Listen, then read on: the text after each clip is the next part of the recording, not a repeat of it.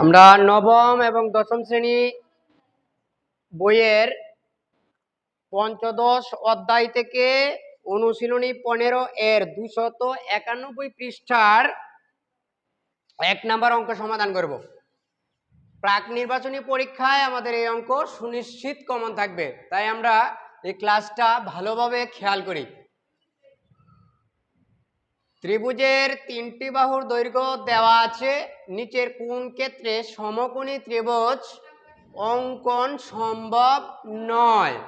আমরা যখনই দেখব সমকোণী ত্রিভুজ কিংবা বাহুর পরিমাণ দেওয়া আছে, তখন আমরা এই টেকনিকটা অবলম্বন করি কিনা খেয়াল করো।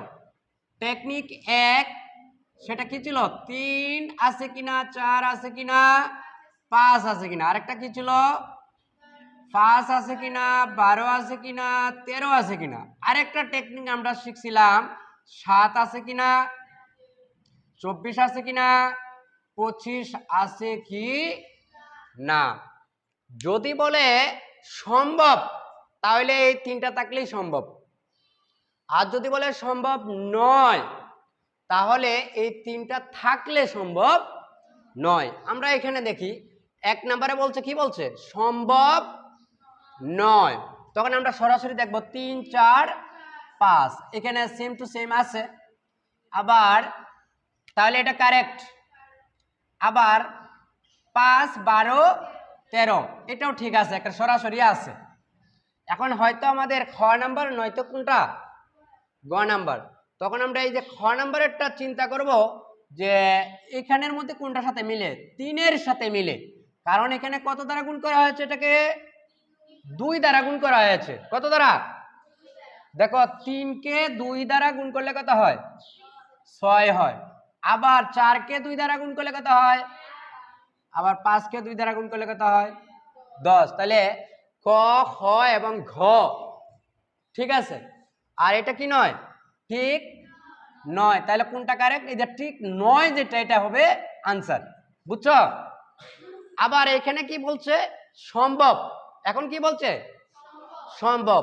আবার এখানে যাইবা 3, 4, 5, 5, 12, 13, 7, 24, 25 এখানে 3, 4, 5, 5, 12, 13, 7, 24, 25 সরাসরি আছে?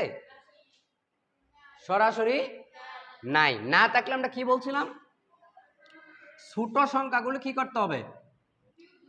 যোগ করতে হবে। ছোট সংখ্যাগুলো কি করতে হবে? যোগ করতে হবে। আমরা এখান থেকে যোগ করা শুরু করি। দেখো এখানে ছোট সংখ্যা কত? 2 আর 4 কত হয়? 6। তাহলে এটা কি নয়? সঠিক নয়। আবার 3 আর 4 এই বড়টা কত হয়? 7। বড়টার চেয়ে কি বড় হয়? তাহলে এটাও সঠিক নয়। আবার 5 আর 7 কত হয়? 12। বড়টার চেয়ে বড় হয় না, তাই এটা কি নয়? সঠিক নয়। আবার 5 আর 6 কত হয়? যা 7-এর চেয়ে বড়, তাই এটা কারেক্ট। সবাই বুঝতে পারছো? ঠিক আছে, ধন্যবাদ সবাইকে।